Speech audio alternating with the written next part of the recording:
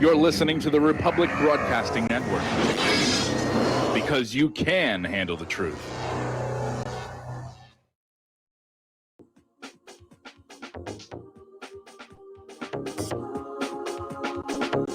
What really happened with your host, Mike Rivero, because World War III is a really bad idea. Here is your host, Michael Rivero. Aloha, America. Welcome to our show. It is Tuesday, May 19th, 2020, getting into the week here. All kinds of insanity going on here. So let's just start right on into it here. Now, yesterday I was commenting on how Trump was on Fox News talking about how he's taking hydroxychloroquine. He's under medical supervision, obviously. The White House has its own medical facility. And Neil Cavuto, who does not like Donald Trump, it should be pointed out, was stunned that the president is taking hydroxychloroquine and saying, you know, you could lose your life here. Now, Mr. Cavuto, I mean, you do understand that hydroxychloroquine is a medication. It's normally used for malaria. It's based on quinine. And it doesn't have a long history of killing people. But everybody is out there bad-mouthing it and saying, you know, oh, you can't do it. You know, it's going to be useless. And the reason for that is it's cheap. Cheap. Even Boris Johnson is over there saying, you know, you shouldn't do that. You know, he warns against taking hydroxychloroquine. Well, you know, Donald Trump doesn't have malaria, and so far he doesn't have COVID-19. It does seem like the medical establishment is very much against that, again, because it's cheap. It's inexpensive. And everybody's right now, they're looking at the vast sums of money to be made by an exotic cure for COVID-19. They've got everybody whipped up into this state of fear, and they figure, oh man, they'll just rush to the pharmacy with their wallets wide open. You know, forget about GoodRx. You know, we're going to soak you good for this new cure. Anyway, the FDA has suspended the coronavirus testing program backed by Bill Gates. And apparently it's been indefinitely suspended by the Food and Drug Administration. The Seattle Coronavirus Assessment Network, or SCAN, which is in part backed by the Bill and Melinda Gates Foundation, was testing an estimated 300 people a day before efforts were shut down by the FDA. The home-based procedure involves sending Seattle citizens self-swab tests and returning the nasal samples to a lab, even when they are not showing symptoms. So, now, Texas is admitting it can't enforce its COVID-19 lockdown, and more states are probably going to finally throw up their hands in despair and say, no, we can't. People, they're not listening anymore. They're going to the beaches. They're going to the shopping malls. They're going to, you know, see their friends and relatives. Apparently, over in Great Britain, they're trying to get people not to use the tube, the train, the subway during rush hour. And people are still doing it at rush hour, and they're not wearing their masks. They're suffering COVID-19 burnout. Anyway, so far, there has been no spike in coronavirus in places reopening, this according to the U.S. Health Secretary. Now, Apple has reopened nearly 100 of its stores worldwide, but customers are required to wear face masks and submit to temperature checks and health questionnaires at the door. Seems reasonable to me. Seems reasonable. Now, all of these extra precautions, the thermometers, the questionnaires, and everything, do cost money. And restaurants are actually adding a surcharge to your bill for COVID-19. Go into their restaurant, you order some food, there'll be a surcharge on the tab, you know, to help cover the costs of all this nonsense. What it really is looking more and more like this is a repeat of the When Pigs Fly flu. Starting next Monday, Uber will require all drivers and riders to wear face masks. Down in New Orleans, the streets are still empty, even though the restaurants, bars, and other businesses have reopened. Apparently, residents and tourists are still afraid of the coronavirus. It's going to take longer to get over the fear than to get over the coronavirus itself. We've been fear-mongered to a state of national paralysis here. Now, a psychotherapist Dr. Hugh Wilburn is saying that the lockdown zealots are displaying all the classic signs of cult members by doubling down on their beliefs despite having been proven wrong. There was one example about this guy who took his kids to an empty park to play, and neighbors looking out their windows in their homes called the police on them. They are becoming fanatical. I mean, it's just the guy and his two kids in the park. Nobody else was there. Nobody else was there, and they still called the cops on him. Which has led to this article that's out of unz.com. Is the lockdown the greatest policy disaster in U.S. history? And they're talking about the catastrophic damage to the economy. The hysterical 24/7 coverage had people so terrified they've locked themselves in their homes. And this disaster never would have taken place if the media hadn't focused all their energy on scaring people to death. Now the damage is done. Millions of people have lost their jobs. Tens of thousands of small and mid-sized businesses are facing bankruptcy. And the world's biggest economy has been reduced to a smoldering ruin. And what was gained for all this? Well, nobody's really sure. There was a lot of damage done. And if you think about how we got here, really, it reads like a bad movie script. You have this scientist, Neil Ferguson, who comes up with a computer model of what COVID-19 could do. The software is riddled with errors and oversights. And it comes out with best case, medium case, worst case numbers. The media seizes on the worst case number because it's spectacular, it's sensational, and they run with it. 2.2 million people die. And it's a complete fiction. And everybody's just absolutely terrified now. Anyway, at least 120 countries backed a United Nations investigation into the origins of COVID-19. And Australia started this thing. Other countries have jumped on board, and the UN is apparently considering this right now. Donald Trump is threatening to permanently pull $400 million in funding to the World Health Organization unless it makes major substantive improvements within 30 days. China is saying this amounts to extortion, targeting of China. Apparently, because of the loss of jobs and the loss of businesses, more and more tent cities are springing up on sidewalks and parks of Washington, D.C. The pandemic is making homeless people even more vulnerable.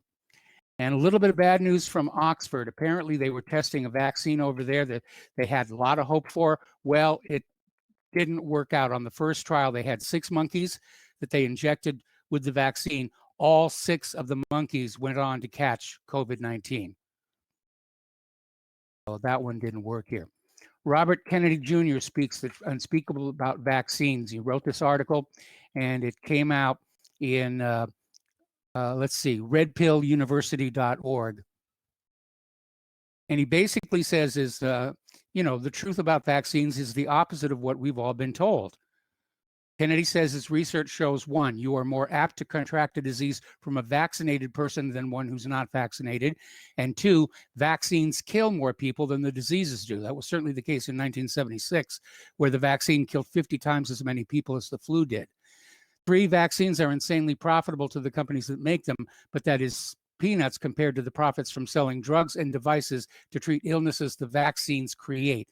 Remember that big scandal where it turned out one vaccine that was being administered to people actually had cancer genes in it?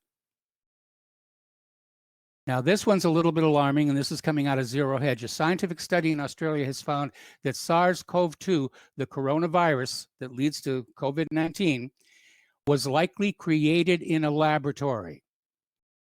And apparently the virus is optimized to attack human cells. It's not perfect. It will infect cats, for example.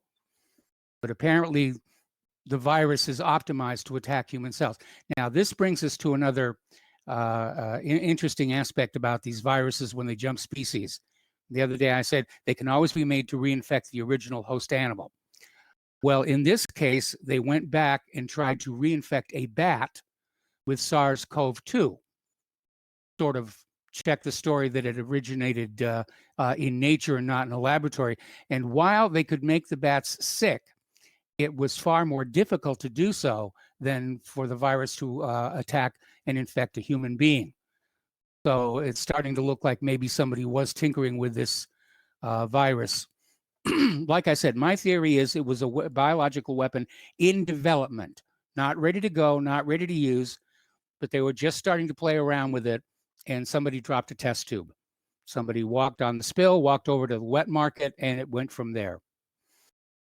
Now, you got to wonder about what some people are thinking when they do things like this, because apparently over in Europe, they had some supercomputers that were working on research for the COVID-19 outbreak, and somebody hacked into them to turn them into cryptocurrency miners. Mine cryptocurrency to generate Bitcoin or whatever.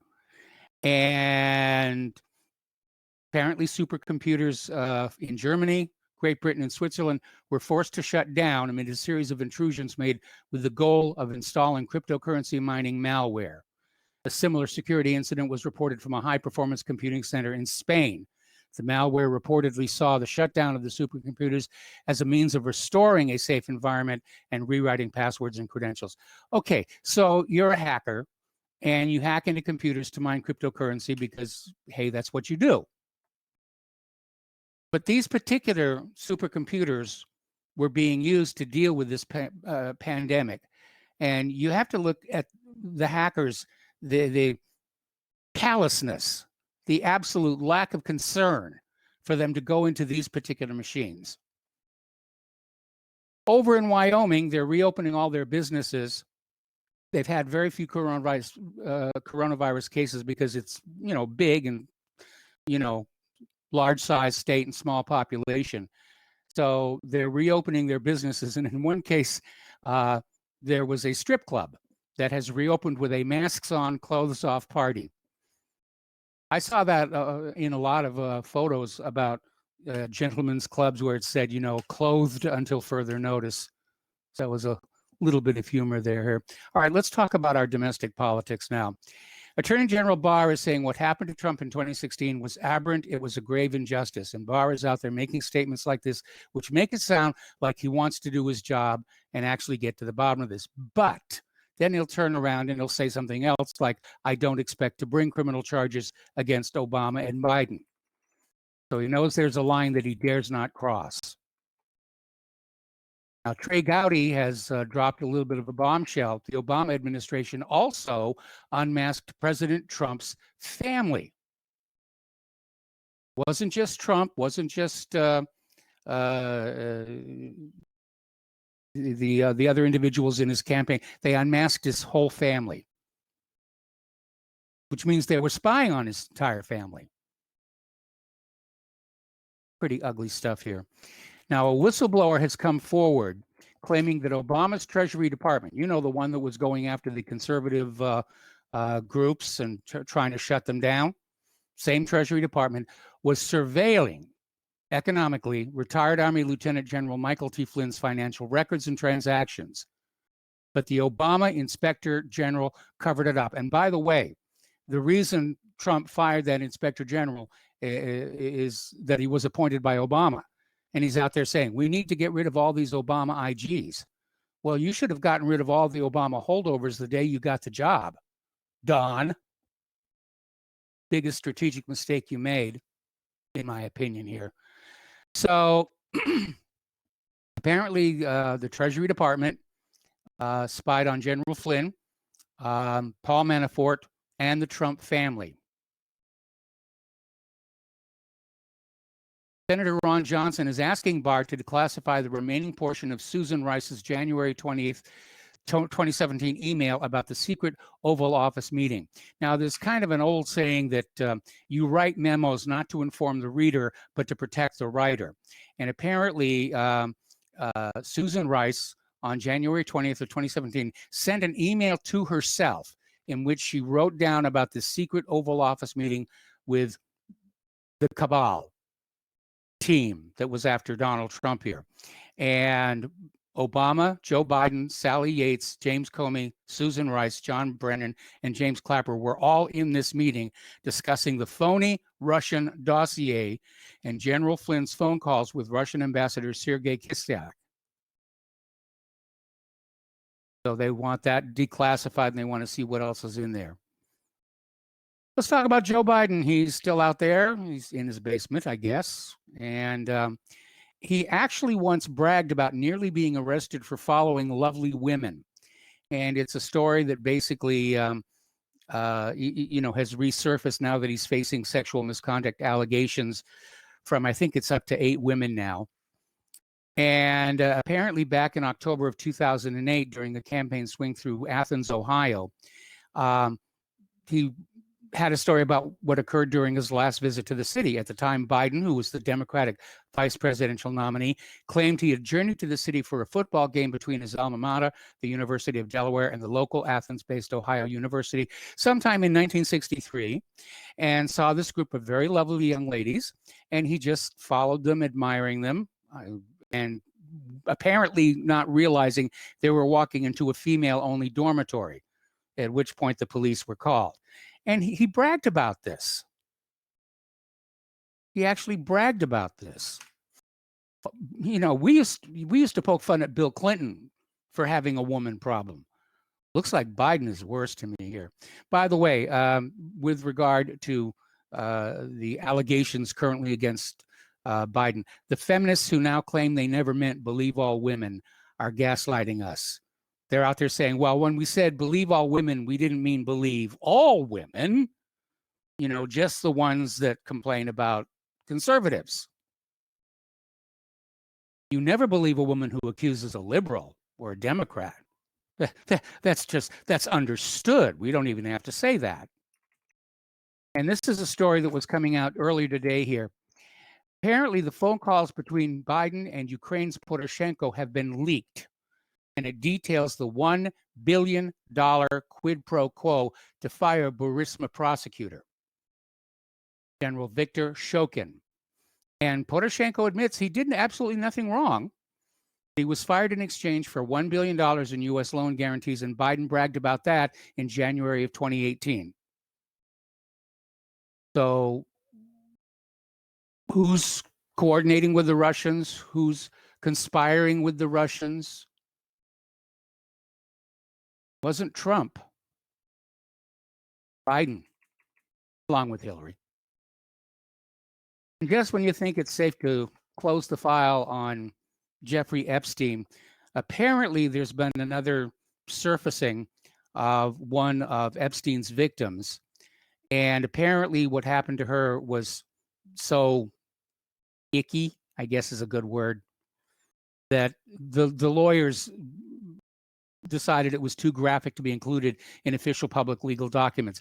But the point here is that Prince Andrew was in Epstein's New York mansion at the same time as this victim. And so they're asking the question, how could Prince Andrew be there and not know what was going on? His Highnessness is in more trouble now. Okay, for Biden to win, Hillary and Michelle want all governors to order vote by mail. Now, out in California, Governor Gavin Newsom has signed an executive order last Friday, making his state the first in the nation to switch the November election to all mail balloting amid the coronavirus. There'll be no open polling places. Everybody will get a ballot by mail. They'll send it in along with several million faked copies. So twice failed presidential candidate Hillary Clinton wants the other 49 states to follow Newsom's lead and order vote by mail for the November election. Up in Oregon, they have changed hundreds of Republican ballots to nonpartisan, denying the GOP voters the right to participate in the primary. Now, at this point, it's rather meaningless because there have been no challenges to Donald Trump. But still, it indicates somebody somewhere was thinking about disenfranchising Republican voters. If they do that for the general election, if they find a way to do that, we thought the election of 2016 was crooked. This November's election is going to set new records for chicanery. We got to take a break for commercials. We'll be back after these few words.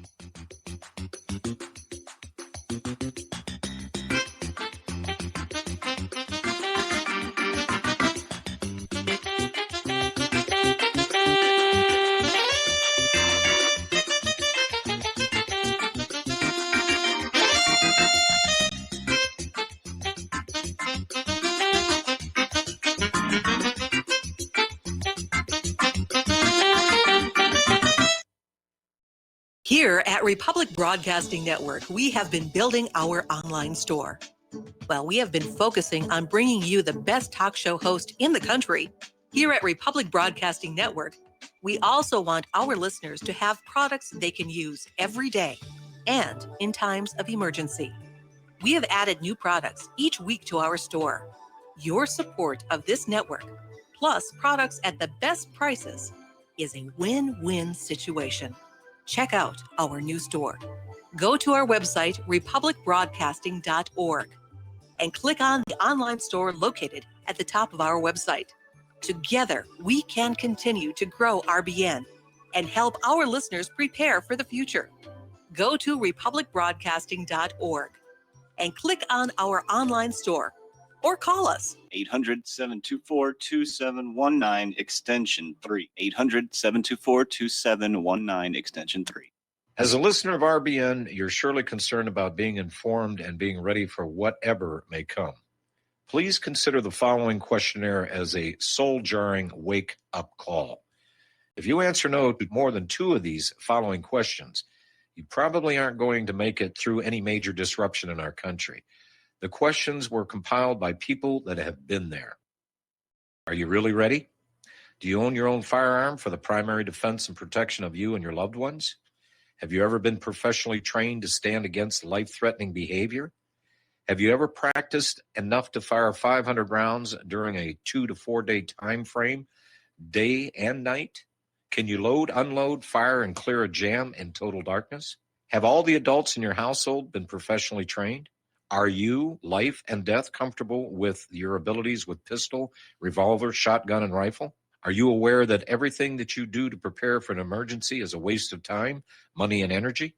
If you haven't honed your abilities to their highest level to protect and keep what you have, do you have the repair parts that will most likely be needed for each of your firearm, and do you have the ability to install those parts? Could you completely clean every firearm you own?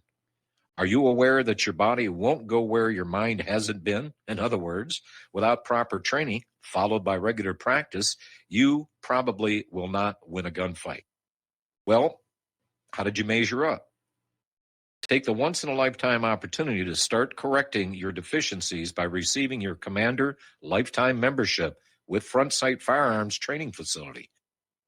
A one-time donation to RBN for $500 will give you a Commander Lifetime Membership at Front Sight as a tremendously huge thank you bonus. See details on RBN's webpage to make it happen. The clock is ticking. You had better be ready before it happens. Some are maxed out all their credit cards. Some are working 2 jobs and living in cars. Minimum wage won't pay for a roof, won't pay for a drink. If you gotta have proof, just try it yourself, Mr. CEO. See how far $5.15 an hour will go. Take a part-time job at one of your stores. I bet you can't make it here anymore. Welcome back to our show here. And in the category of flogging a dead horse, House Democrats have revealed to the Supreme Court they've not given up on their impeachment dreams. They want to impeach Donald Trump again, this time for supposedly interfering in the Russiagate investigation. Of course, we all know that the Russiagate, they found nothing. There was no evidence of collusion between Trump and the Russians. Well, obviously that proves that Trump was interfering with the investigation because we all know the proof was there. I'm not kidding you. They're really going to do it. They're going to try and, impeach Donald Trump again. Now, here is the interesting dimension to this thing.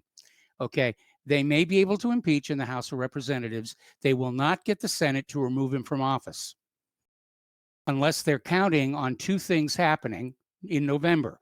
One is that Trump wins re-election and the Democrats get control of the Senate, in which case they could go ahead and impeach and remove him from office.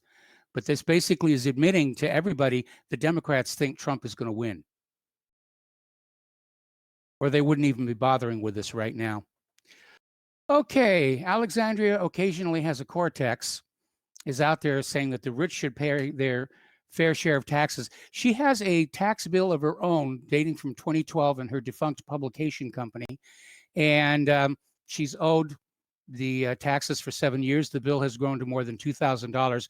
which really isn't that much money. And you'd think that somebody who's a public figure, would have taken care of that by now, because now it's come back to haunt her. Now, amazingly enough, our former bartender here, everybody considered it was absolutely amazing that she ousted Joe Crowley, who was one of the Democratic Party's most established politicians. Now she's thinking about running for the Senate. And rumors are swirling that she may primary one of New York's incumbent senators, either Chuck Schumer or Kirsten Gillibrand. However, early polls are showing she gets crushed. I'd love her to take on Chuck Schumer. I'd love her to win. I'm not a big fan of Alexandria, but I'm less of a fan of Chuck Schumer. All right, let's talk about the international news now. Apparently, Washington is helping to increase the violence in the Donbass. In the midst of a pandemic and the civil war at a softer stage, Kiev is promoting a gradual increase in the actions of pro-Maidan paramilitary groups in the region and receiving international support for this, including war equipment donated by the United States. More than $25 million worth of night vision devices, thermal cameras, portable communications, and medical equipment for use in the combat zone in Donbass. I'd love one of those thermal cameras. Those got to be cool. All righty. The Israelis are blaming Iran for an attempted cyber attack on rural water distribution systems in Israel, and in a move of retaliation, appears to have been the attackers on computers at Iran's Shahid Raja'i port that caused massive backups on waterways and roads leading to the facility. Story coming on out of Press TV that members of the ICC, the International Criminal Court, should stay out of small aircraft after Pompeo's gangster-style warning. Mike Pompeo is warning there will be consequences if the ICC investigates Israel. It sounds like a gangster-style warning. Warnings about consequences actually is often code for "we will kill you and your family" among organized crime figures and the people in politics who are basically organized crime types. Slight correction there. My understanding of organized crime is the families are always left alone. In fact, the families will be taken care of in a positive way. So anyway, a famous example is when Dick Cheney threatened that there would be most extreme consequences for yourself and the state of Minnesota to Paul Wellstone.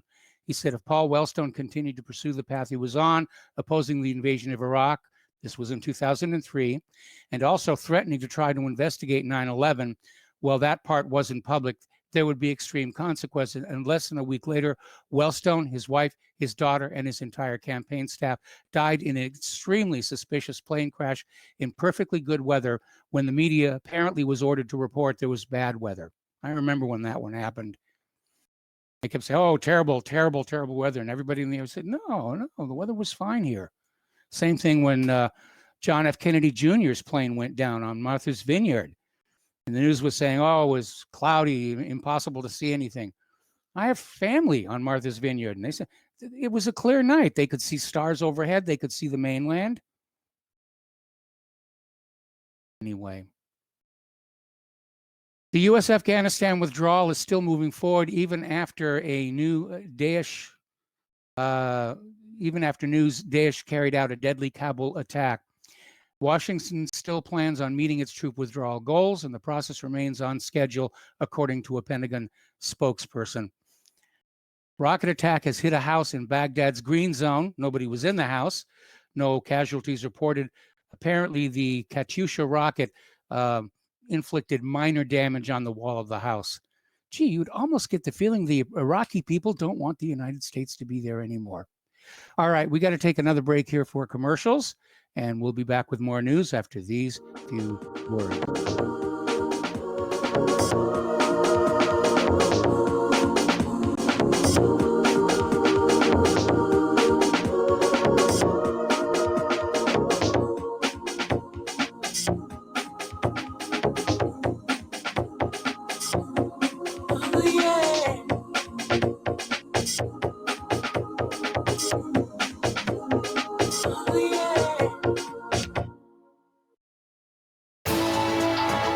You are tuned in to the Republic Broadcasting Network. Visit our website by going to republicbroadcasting.org.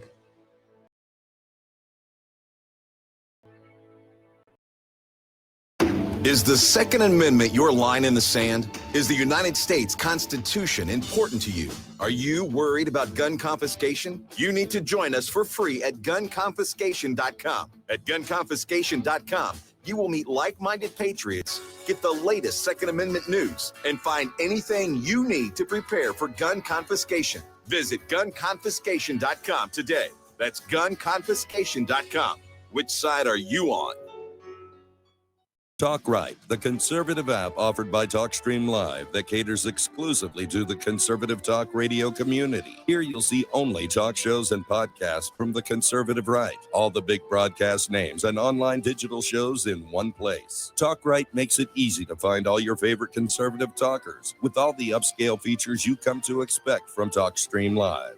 Keep up with the fast-paced political world. Download Talk Right today from Google Play or the App Store. Hey, honey, I'm home. I grabbed a newspaper on the way home. Look at all the news today. Don't you know that all you're going to get in the newspaper is propaganda, twisted news, and false information? Honey, this is a national newspaper. It has to be true. Ha! For some reason, the majority of the population believe anything the mainstream media tells them. The newspaper doesn't give out the important attention of what's happening to this country and news that affects our daily lives. Say, does that newspaper mention anything about the North American Union? No, not that I can see. I didn't think so. You need to go to www.newswithviews.com, where truth is more important than political correctness. That's www.newswithviews.com. Hey, don't throw that away. We can use that in the birdcage. Okay, move over. Let me start reading newswithviews.com. The truth? Read all about it at newswithviews.com. Newswithviews.com, where reality shatters illusion. Extend your life with Extendovite. Extendovite really works. Here are some reviews from Amazon.com. Nikki, great product. Have to try it for a few months to see results. After taking Extendovite for about 6 months, I have noticed improvement on the numbness of my hands and wrists from carpal tunnel. I will continue to buy the product. Ken Peaks, 5 out of 5 stars. Works as advertised. This formula is very powerful. Be careful to follow directions. I am feeling much better. My heart rate and blood pressure has stabilized and my lower edema has reduced. Lower leg pain due to blood clots has disappeared. Thank you. To order, call 1-877-928-8822. That's 1-877-928-8822 or visit our website at heartdrop.com. Extend your life with Extendovite. We will not go down in the night without a fight. You can burn up our mosques and our homes and our schools, but our spirit will never die. We will not go down in Gaza tonight. Welcome back to our show here. Now, yesterday we were talking about a potential kerfuffle, if you will, where Iran has sent tankers full of petroleum products to Venezuela.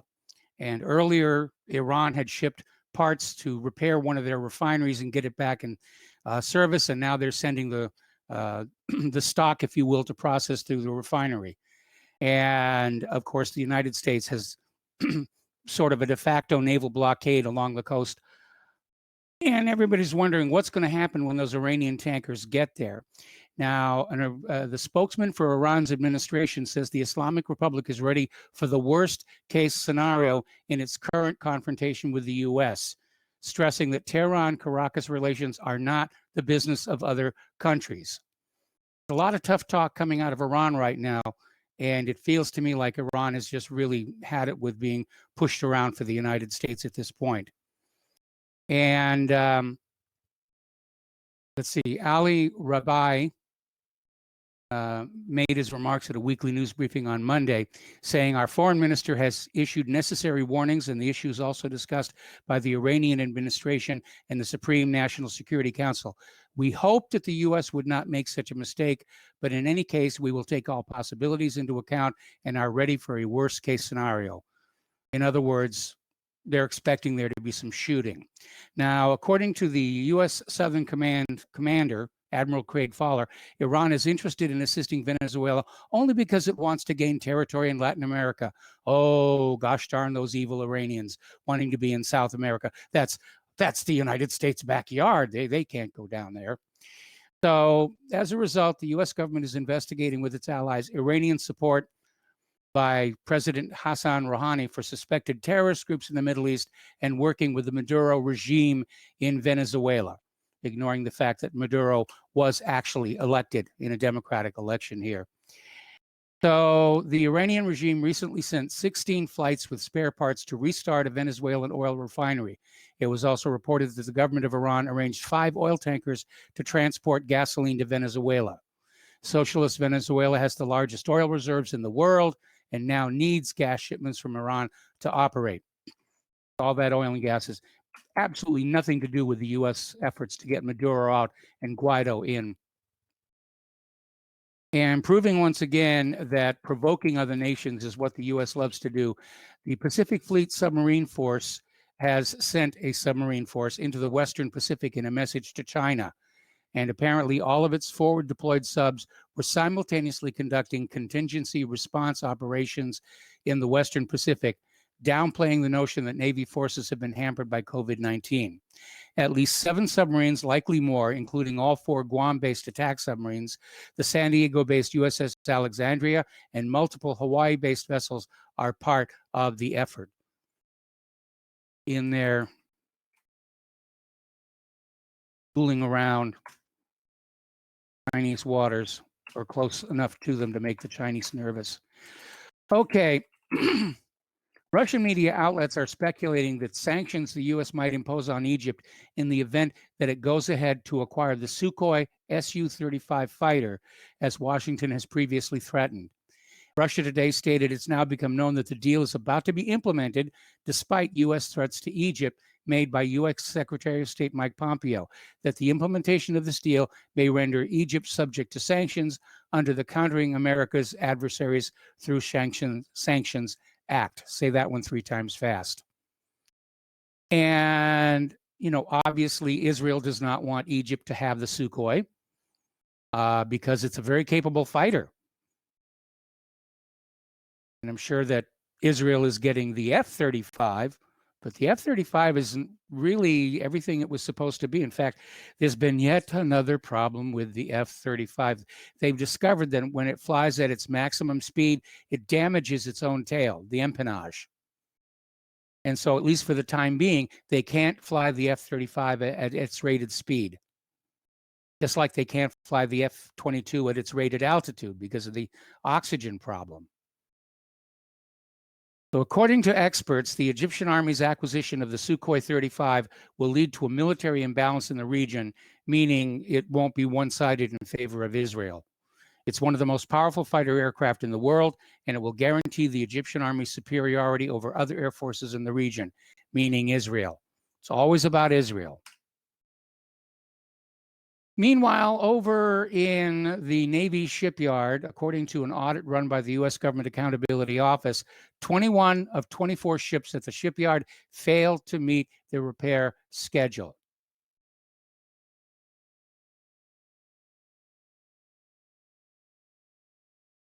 A lot of iron that's out of service right now here. All right, let's talk about the economic news now. Russia has now gotten rid of over 96% of its U.S. debt holdings. They're dumping the dollar like crazy. So is China. China has trimmed down their holdings of U.S. debt to $1 trillion. So Russia's holdings of U.S. state debt amounted to $3.8 billion in March, compared with $12.5 billion a month earlier. 3 years ago, the amount stood at $105 billion. Moscow has liquidated over 96% of its holdings in that period. Nobody likes the dollar any longer. They don't trust it, with good reason here. Okay, we're all familiar with JCPenney, and unfortunately, they have been forced to file for bankruptcy.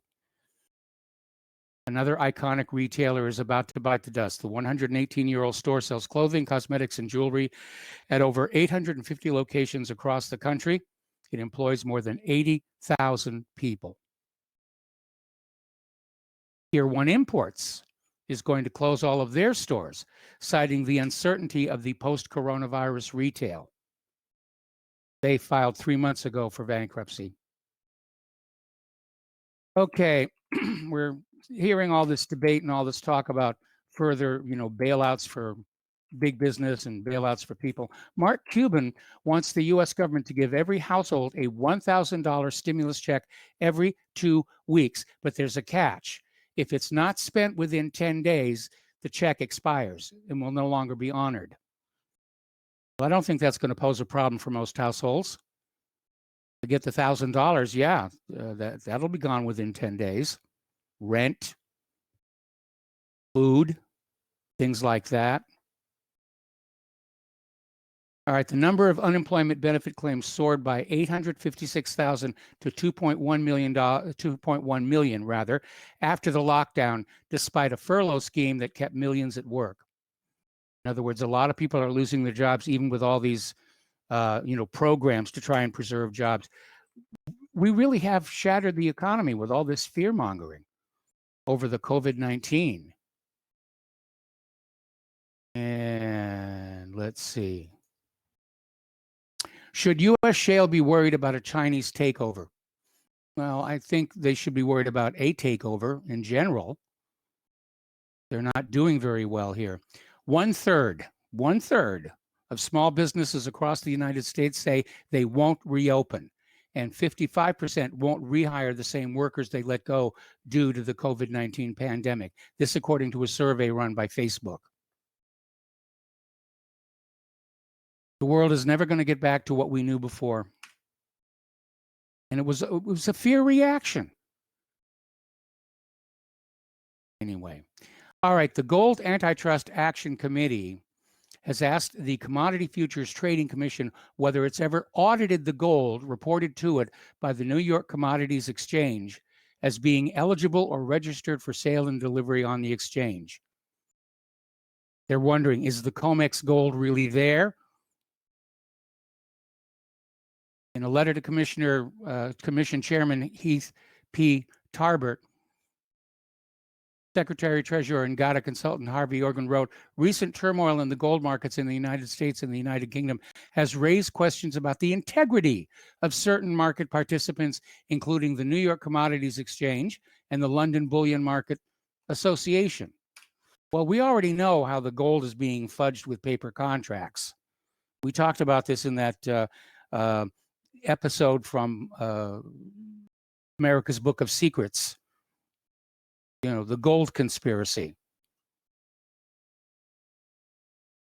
I remember when this whole thing came out about whether the gold was really there or not, there was an editorial at CNBC that basically came out and said, it doesn't matter if the gold is really there or not, we've got it on the paper. Anyway. Everybody went in and demanded the metal right now. There'd be a run on the gold exchanges, and there's not enough to cover the paper contracts. We already know that's the truth. All right, the $500 billion Treasury fund meant for coronavirus relief has lent barely any money so far, the Oversight Commission finds. This was actually happening earlier today.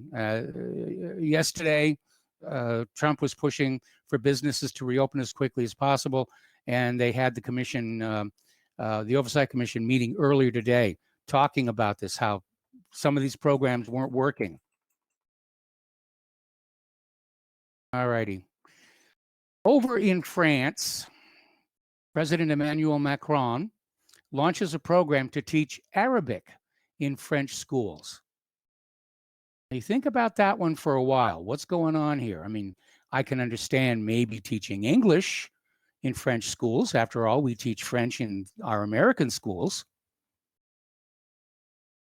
Does he really think that the Middle East is the rising power? Does he really think there are going to be more opportunities to do business with the Middle East? Does he see America as being in decline? Does he just not like us anymore? Okay, the CEO of YouTube came on out, Susan I'm going to botch this. Wojcicki. Okay. Came on out and said that users of YouTube don't like the authoritative mainstream media channels, but YouTube boosts them anyway. Don't look at this stuff over here from What Really Happened in Republic Broadcasting. You will look at ABC, NBC, CBS, PBS, CNN, sometimes Fox. So that's basically it. They're shoveling the authoritative view at you. You're not allowed to go on out and decide for yourself what you want to see here. Apparently, Facebook has removed a record number of hate speech posts. Apparently, 9.6 million pieces of content were taken down between January and March of this year, compared to 5.7 million in the prior period. 4.7 million posts were removed that originated from organized hate groups in the first quarter of this year, which is an increase of more than 3 million on fourth quarter of 2019. I'm not even sure what they mean by hate speech. Hate speech is the truth told to a liar. And apparently over at the United Nations, in order to prove its relevancy in the modern world, the UN wants you to stop saying gendered words. That's it. That's how the UN is going to be staying relevant here. I think it's just, well, I mean, let's be honest here. Look at the United Nations. Have they actually accomplished anything in recent memory? They certainly can't reign in Israel. They're ignoring the Palestinians. We have got wars all over the planet, started by the United States. And war is what the UN was put together to prevent. I'd say that the UN is an absolute failure, not to mention a waste of money. I think it might be a good idea to, just shut it all down and take that building in New York and turn it into housing for the homeless. Be more useful doing that one. All righty, a little bit of good news. We're going to do some science stuff here. SpaceX's first Dragon capsule for astronauts has arrived at the launch site for the historic mission. And apparently it was being prepped at SpaceX's processing facility at nearby Cape Canaveral Air Force Station. It made the very short trip to the Florida launch site. Now, this is going to be SpaceX's first manned mission. They launch next week to take 2 astronauts from the U.S. to the International Space Station. This will be the first time that's happened since 2011. 9 years. U.S. astronauts have had to hitch rides with the Russians primarily. And NASA astronauts Robert Behnken and Douglas Hurley will take off in the company's Crew Dragon spacecraft from the Kennedy Space Center on May 27th at 4:32 p.m. Eastern Daylight Time. We're definitely going to be taking a look at that one. Unfortunately, I'll be on the air when that happens, but I'm sure it'll be on the TV here. So as part of the Demo 2 mission, Behnken and Hurley will dock with the ISS about 19 hours later and remain there for up to 4 months. I wish them luck. I wish them a lot of luck on this mission. It's time for space to be privatized and made profitable. That will really goose things up here. Okay, Comet Atlas, we were talking about that about a month ago, how it was going to be this incredibly beautiful, bright comet in the sky, and then it started breaking up. And, people are focusing their attention on Comet Swan. But Atlas is still lingering in the fragmented form. And apparently, recent photos show Comet Atlas still cruising the inner solar system as an unusual comet within a comet. Apparently, it broke primarily into 2 chunks. And the one in the rear is actually inside the tail of the one that's out in front here. And it's a small white mini comet with its own distinct tail within the larger green coma of the main comet. Okay, sometimes you have to wonder what people are thinking about this. Apparently over in Great Britain, the police force tried to enlist the public's help in a manhunt for a trucker who committed the dastardly crime of kissing a woman on the cheek. Apparently the woman helped him when his truck became stuck under a low bridge. And just as an impulse of gratitude, he kissed her on the cheek. Oh, my goodness. And the police went out there and said, we've got to get this sexual assaulter. And of course, the public just absolutely excoriated them. And the tweet was eventually deleted. Respondents said, look, kissing somebody on the cheek, it's not a crime. It's not even sex. The guy was just grateful for the woman helping him, and he got inspired. Really is ridiculous. Okay, we got to take another break for commercials. We're going to open the phone line starting on the next segment and heading to hour 2.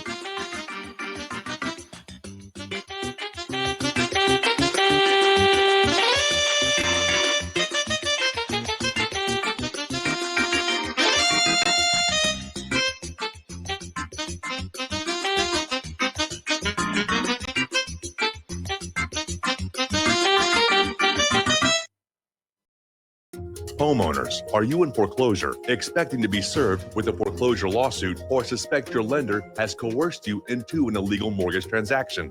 A huge number of mortgages made in the last 10 years have legal issues and are possibly defective. State laws and the U.S. Supreme Court have upheld that defective mortgage documents are grounds for foreclosure defense and for counterclaims in favor of the homeowner. If your mortgage has been sold or assigned since closing the loan, it may be defective and you may be paying the wrong party, and the lender may not have standing or the right to foreclose or collect payments under the law. If you would like to know if your mortgage is legal or not, or know if you are paying the right party, we can help. Our initial consultations are free of charge. We are not attorneys. We are legal researchers and work closely with experienced lawyers who know how to help you find the evidence to help you keep your home. Call toll free 1-855-2-KEEP-IT. That's 1-855-2-KEEP-IT today. Did you know that you can be tracked and traced when you're online? With identity theft and cybercrimes on the rise, your passwords, your identity, and even your physical location can be revealed to complete strangers. Would you like to surf the internet anonymously and not have to worry about these threats? Well, now you can by visiting patriotinternet.com. For about $2 per month, patriotinternet.com will conceal your IP address and your physical location, allowing you to browse the web, send emails, and instant message anonymously. patriotinternet.com will bypass filters, block sites, and keyword blocking. You can also bypass logging by your router and your ISP. With patriotinternet.com, there is no software to install and uses 128-bit encryption for your protection. When using wireless hotspots, patriotinternet.com shields your information from identity thieves and is compatible with Windows, Mac, and Linux. Protect your identity and your freedom with anonymous internet access from patriotinternet.com. Visit patriotinternet.com today. What would you say if I told you we have a new tool that will increase production and lower maintenance costs for your meat processing company? And it would pay for itself in just 6 weeks. When pigs fly! The new EaseOff Model Easy 4 replaces old spring-style carcass droppers and is faster, safer, and more reliable. The EaseOff lowers or lifts 1,000 pounds to or from your rail automatically using our remote control. Sounds expensive. Can I afford it? Can you afford not to try the EaseOff? It installs fast with just 3 bolts in place of your current dropper. The effortless operation will reduce fatigue and injuries, speed up your line, eliminate downtime, and increase profit. How can I order my EaseOff? Go to easeoff.com, EAZEOFF.com, and hurry, because we are offering $200 off on the new Easy 4 for a limited time. Easeoff.com. We make pigs fly. Cows, too. EaseOff LLC, Summersville, Missouri, 417-932-6419.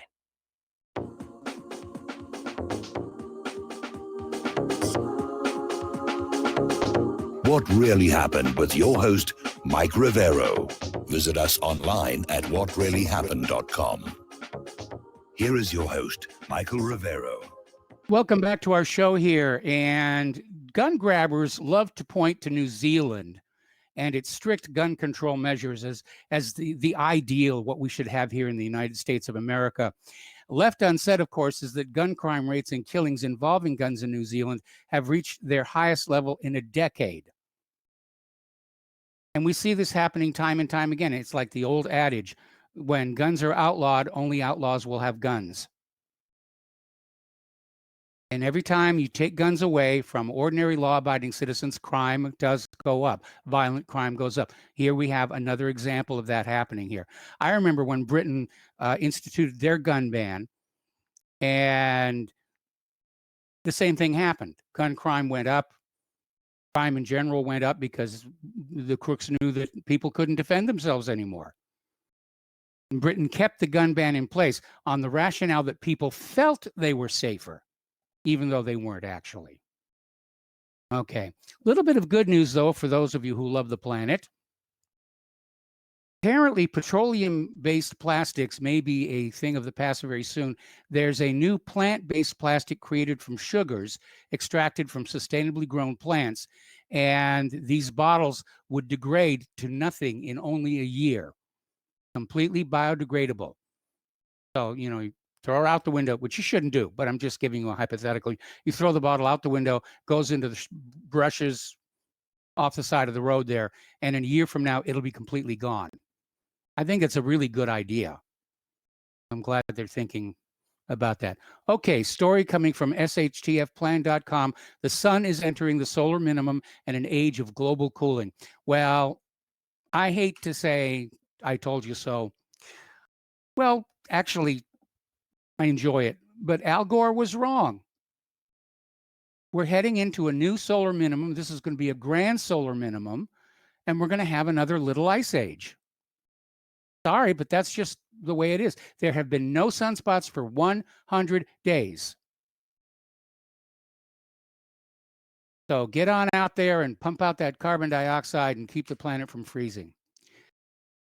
Okay, so let's see what's going on here. They're talking about all the openings. Oklahoma enters phase 2 of reopening. Bad day on the Dow. The Dow closed down 390. And we're going to go ahead and start taking phone calls a little early here, starting with Eric in California. Aloha, Eric. Welcome to the show. What's on your mind? Hey, Mike. How's it going? Going fine. Yeah, I was calling in. I don't know if you remember me. My name's Eric Shine. I had a program on the network, and the Coast Guard came after me, although I was a naval officer and graduate of Kings Point, an officer in the Merchant Marine.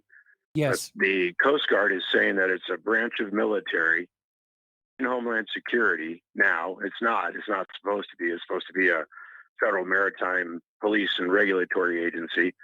That comes under Title 10 and the UCMJ. Title 10 was used to create the Department of Defense and place all 4 real branches of the military in there: Army, Navy, Air Force, and Marine Corps. Not the Coast Guard. Coast Guard was put out under Title 14 and Title 5. And they're saying that now in Homeland Security. Can I put you on hold, Eric? We got to do station identification. Don't hang up. I'm going to come right back to you.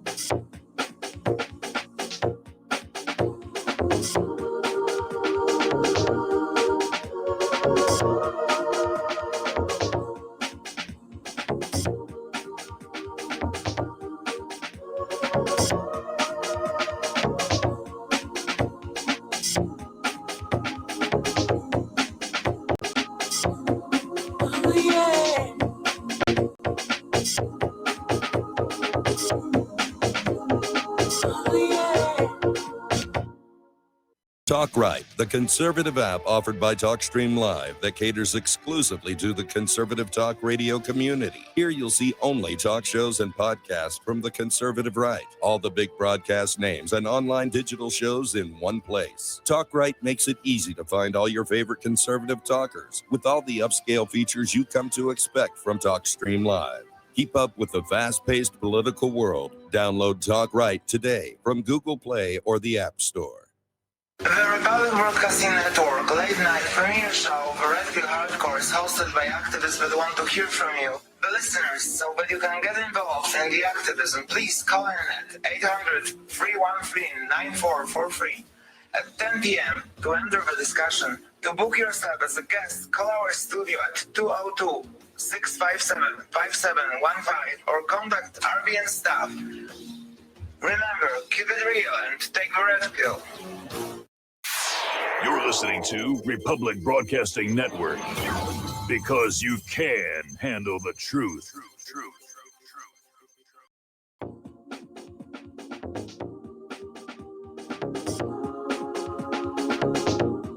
What really happened with your host, Mike Rivero. You're listening to the Republic Broadcasting Network, where you'll find out what the Fukushima's going on.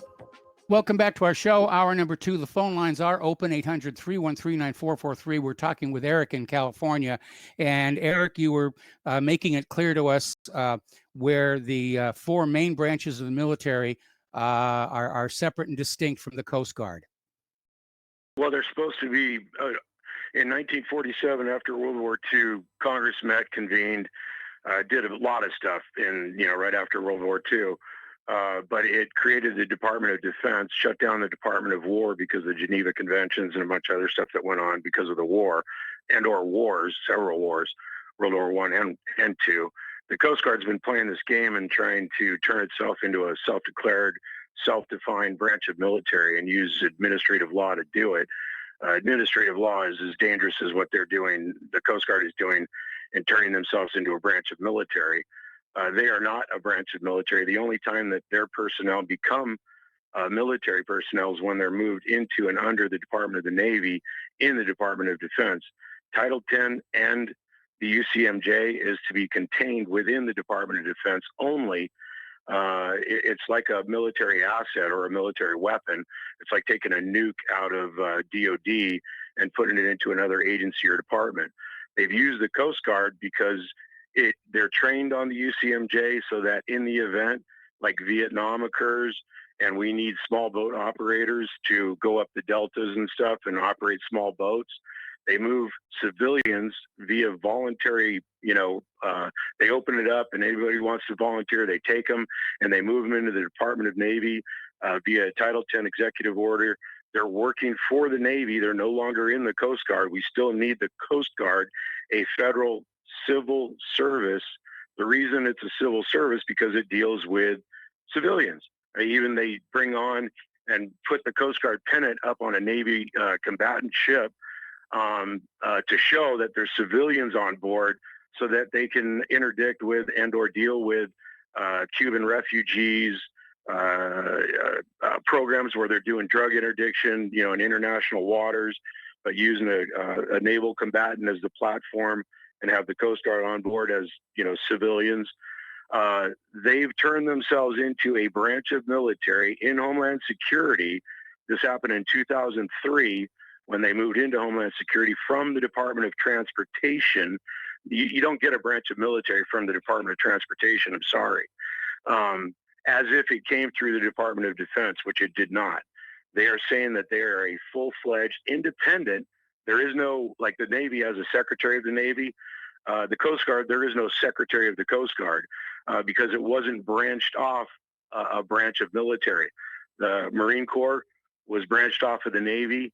The Air Force was branched off of the Army. Those are the 4 regular constitutional branches of the military. They are saying, and they're saying that the Coast Guard in Homeland Security is not bound by the same Title 10 and or UCMJ that the 4 real regular branches of the military are.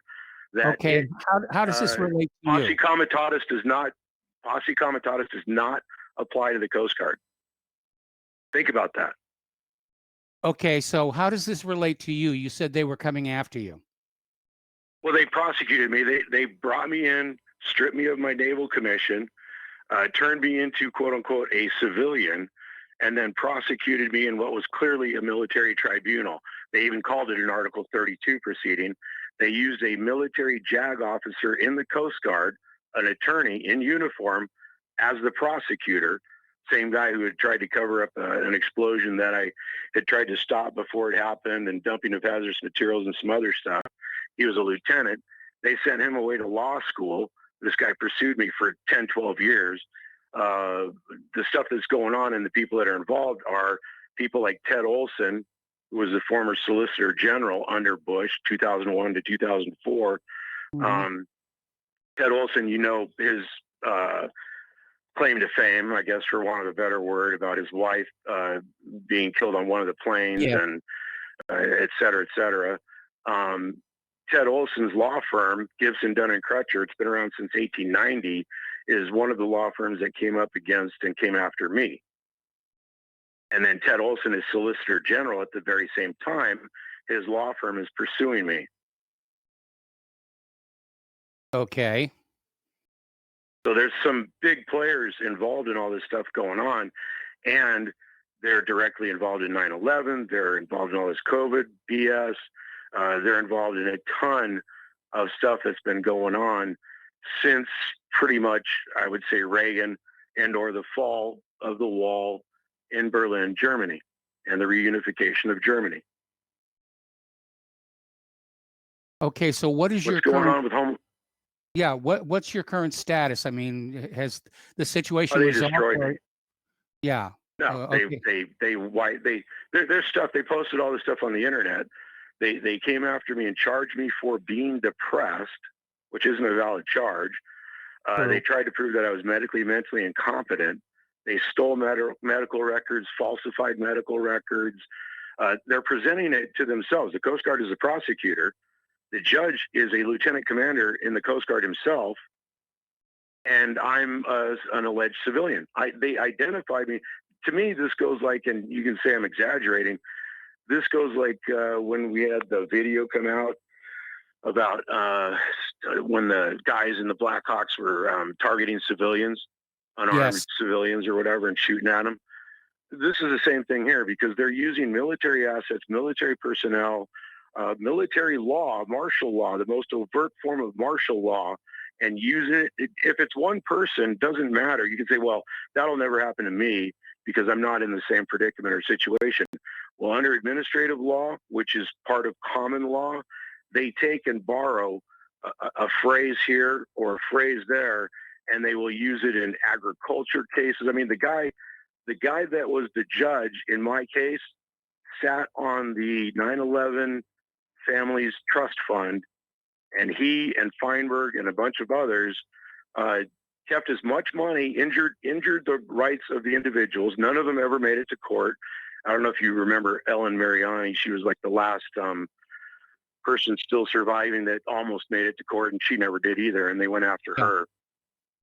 They did as much to keep as much money in that trust fund as possible by minimizing the damages of all those involved. He was specifically trained by Feinberg to deal with quote-unquote emotional people. And he even said this in the proceedings and whatever. The stuff that is going on, this started in 2003 when they brought the charges against me. It's involving Matson. It's involving the sale of American President lines in 1997. That was carried out to transfer basically this public treasury asset out of the country, like selling the San Francisco Bay Bridge, overseas to another country, let alone another corporation overseas.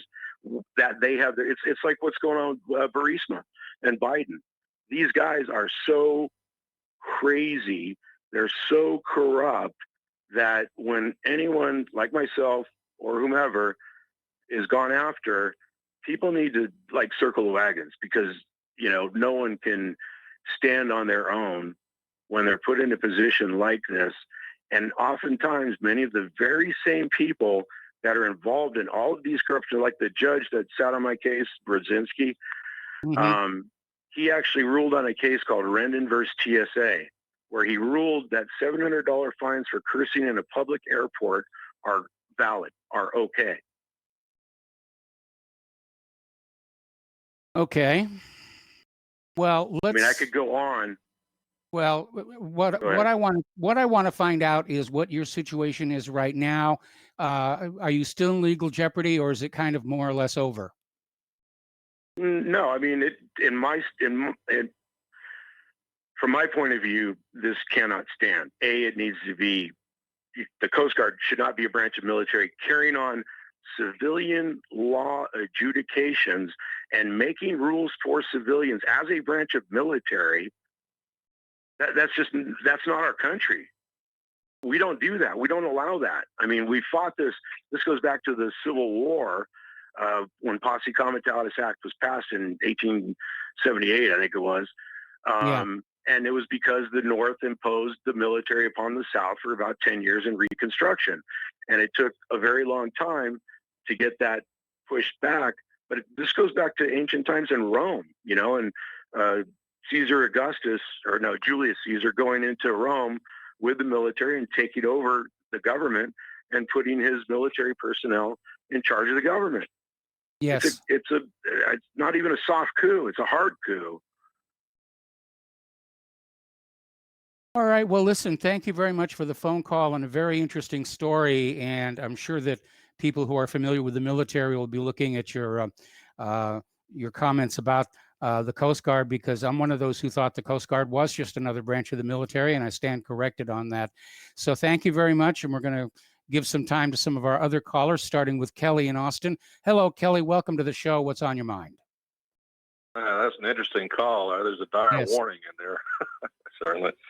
I want to tell you that as I walk through the big grocery store down the street from our neighborhood, I notice more and more people not wearing masks. I haven't worn a mask in a long time.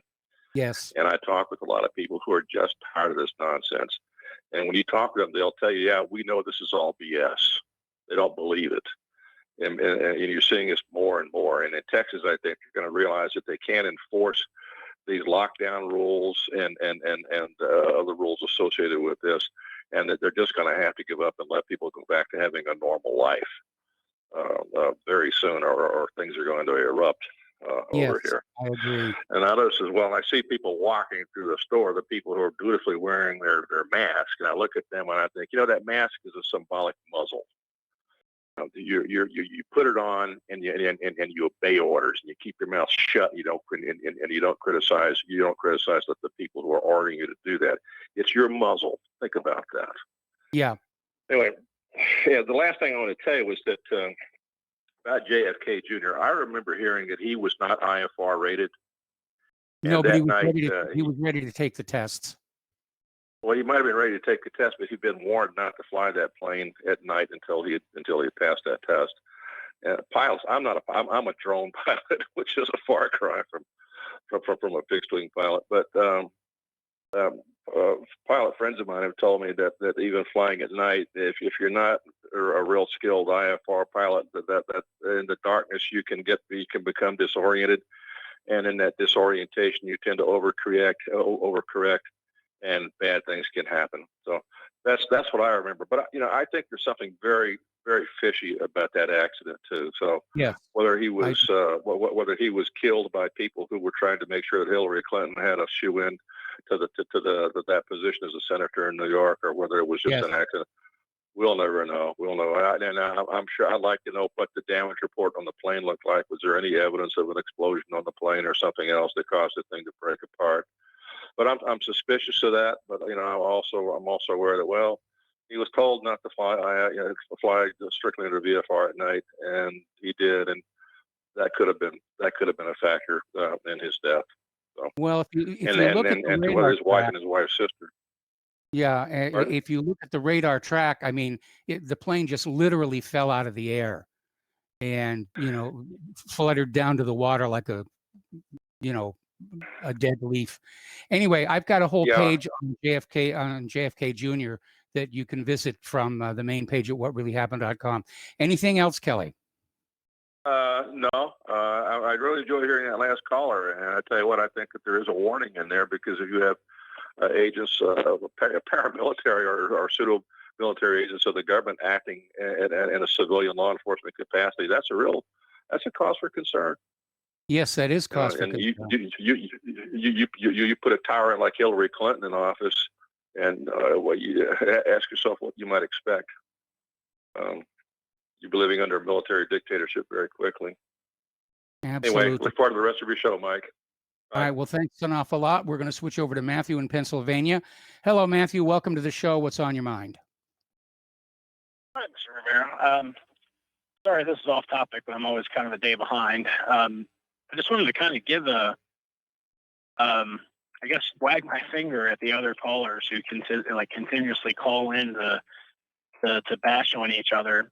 I only get 2 hours of the What Really Happened show as it is, and having callers call in to have a urinating match with each other is just kind of annoying. Well put. And they're falling into that. They're falling into the the paradigm where we all have to be adversarial. And regardless of how serious you believe COVID is or is not, it's still here.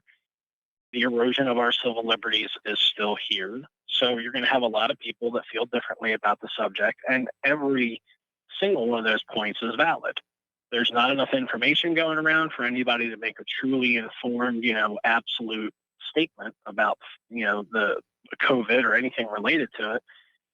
So rather than being adversarial with each other, use this as a platform to discuss our concerns or what we plan on doing about it and stay informed rather than just, beating each other up over our opinions. Because realistically, right now, that's pretty much all we have are informed opinions, and informed to some degree or not. So rather than calling up and beating on each other, we should be concentrating on the real problems and seeing what we each individually can do about it. Well, I'm trying to throw some cold water on some of the more adversarial callers, and it's a lot better than it was a couple of weeks ago. And and again, I'm not complaining. I only get 2 hours of what really happened today, and I don't want to hear, I don't want to hear that guy over there said blah blah blah. That's all we have. It's 2 hours. Use that energy. Use that energy that you're, grumping about something that somebody else said, and put it into something constructive. That's all I wanted to say. Have a great show, Mr. Rivero. Take care. Thank you. Thank you for the phone call, and thank you for the input there. We're going to switch over to Peter in Los Angeles. Peter, thank you for waiting so patiently. What's on your mind? Peter, are you there? Hello, you're on the air. Hey, Mike, can you hear me? I can hear you. You're on the air. All right, great. Mike, I'm calling about, it touches on what a couple of people have said. And it's what they used to call the revolution in military affairs. And back in the 20s, visionaries would say the first army or military that used the mass use of the internal combustion engine for trucks and transport and tanks and so on is going to be dominant. And that's the Germans and Blitzkrieg in World War II. Yes. And I wanted to point out that it's something that all the misspent billions, like you were talking about the Su-35 and the F-35 and the carriers and all the sort of things that are going on now that we spend. One carrier battle group will cost $40 billion with all the ships, all the embarked air wings, with everything else. And we've got 10, and they're completely vulnerable. They're almost militarily useless against an opponent. But the first country that absolutely mass produces and incorporates artificial intelligence drones is going to dominate the earth. That has the pipeline, the logistical pipeline to churn those things out and get them out. And there's several reasons for that. Like even the Air Force has come out and said that a manned plane cannot stand against an unmanned AI drone. Yes. The life support stuff, the limitations of the human body, for instance. There's absolutely no way you could dump thousands of them over a battlefield, let them lie. A sensor would activate them. They get up, they kill any infantryman, any surface ship. You can put them at the bottom of the ocean and activate them. The first country that does that is going to dominate everything. But the worst part of it, Mike, is that it won't even take a country to do it. These things are cheap enough and will be cheap enough that billionaires will be able to afford these things as well. And when you take into consideration one of the other things that I know I've talked about before is that Napoleon once said, morale as to all other factors is 3:1. And it illustrated is in Vietnam, where we had 50 times more material and wealth and so on, firepower, as the North Vietnamese and the Vietnamese, but yet we got our ass handed to us. But one of the things throughout history is that no matter how bad a tyrant has been. Peter, yes. hold that thought. I'm going to put you on hold. We'll be right back after these commercials.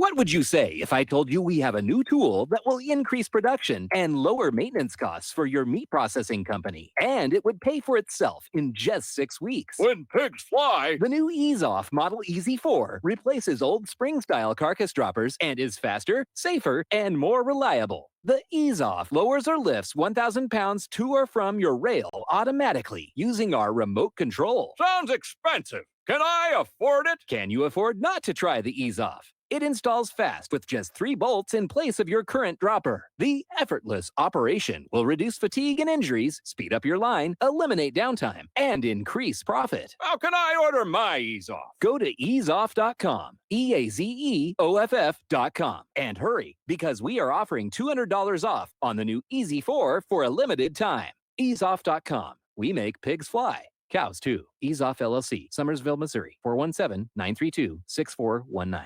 Folks, we're living in a world the likes of which we've never perceived any clearer than we do now. The plan for global governance has been in the works for generations and would have likely been achieved by now, but for the fact that the globalists left open their Achilles heel. With all their tools, Federal Reserve System, fiat currency, no child left behind, and then Common Core education introduced to our schools to dumb us down, vaccines, pharmaceuticals to lobotomize us, GMO foods, insertion of compromised or bought and paid for politicians, judges, mainstream media propaganda, all pieced together like a puzzle designed to ultimately bring the world under submission. But with all their strategy, they forgot one thing: knowledge. And knowledge is power. With knowledge, their bombardment is nullified. Folks, with that, as brilliant and knowledgeable as you've become, among the wisest audience of any radio audience in the world, and you are, I want you to take a moment to reflect and ask yourself, how much of that knowledge did I obtain from Republic Broadcasting Network? How high has my consciousness been raised since I've been a listener? How fast am I now able to discriminate truth from fake news by being a Republic Broadcasting listener?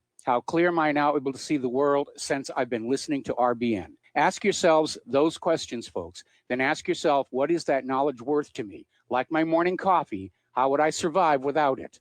A voice of truth in a sea of lies. Do we not all need to make sure it survives? Like public broadcasting, we are now finding we can only survive with listener support. Censorship, advertisers being attacked, truth itself being attacked. It's the only way through this. We at Republic Broadcasting humbly ask you to become a supporter. Look at your budget and make a determination of what Republic Broadcasting is worth to you and what you can afford on a monthly basis. Go to republicbroadcasting.org and pledge 20, 30, 40, 50, if possible, 100 a month or more if it's affordable. Click the donate button and become a regular monthly donor. Assure both us and yourself that Republic Broadcasting truth will continue to flow like that morning coffee. The network thanks you.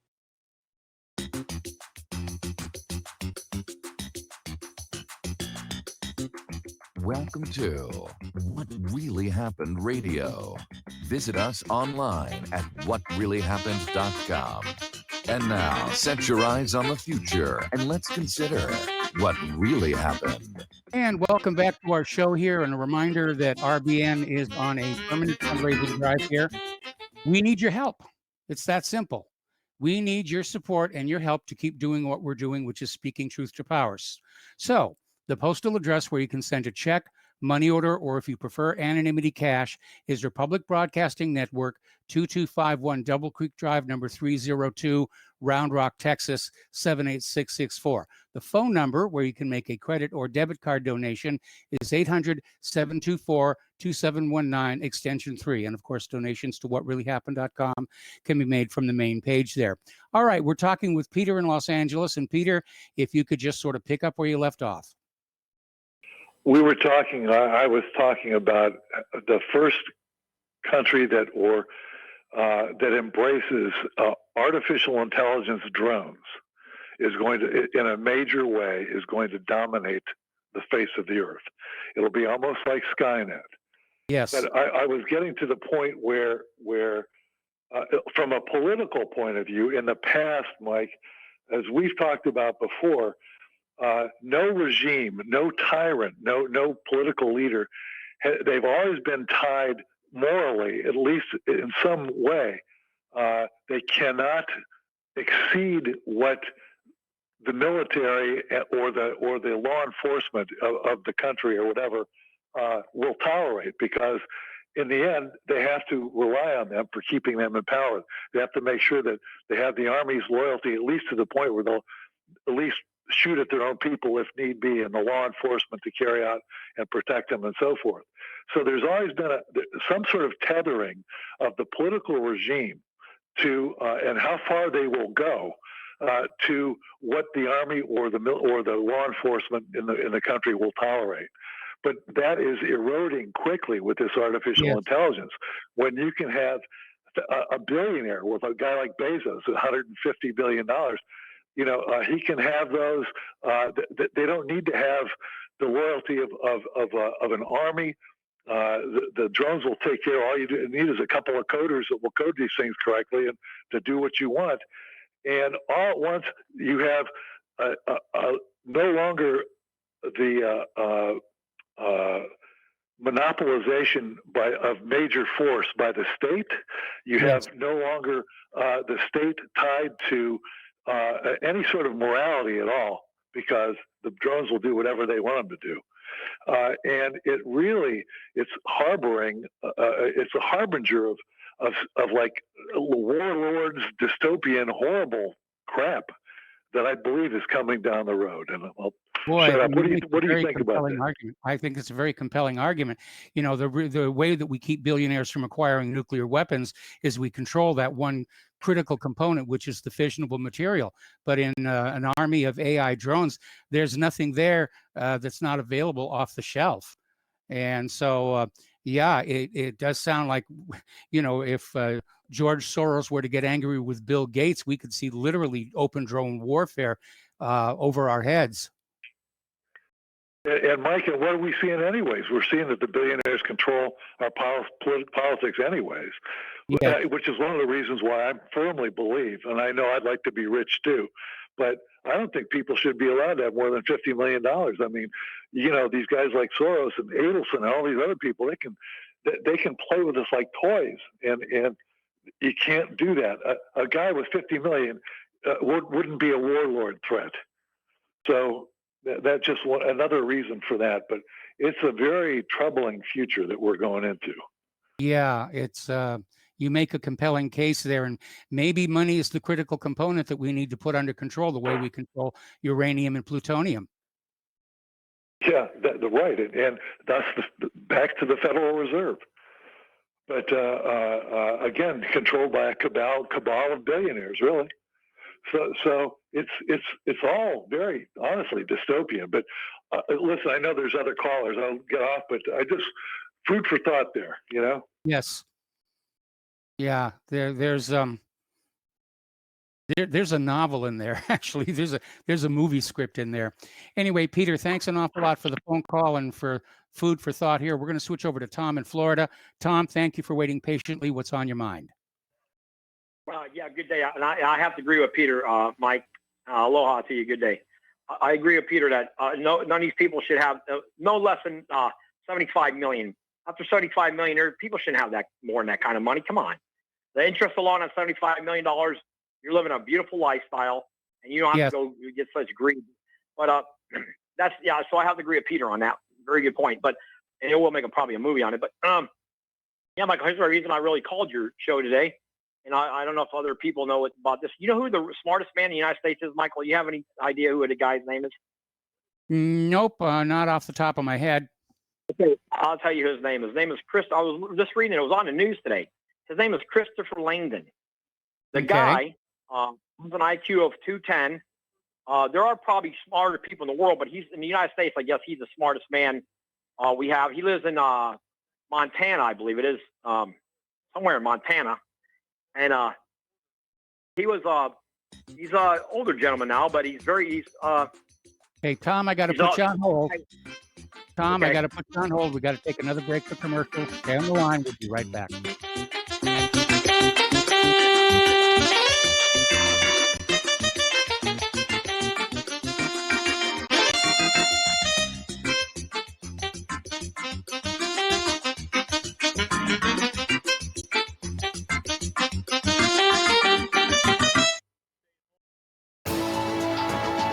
are tuned in to the Republic Broadcasting Network.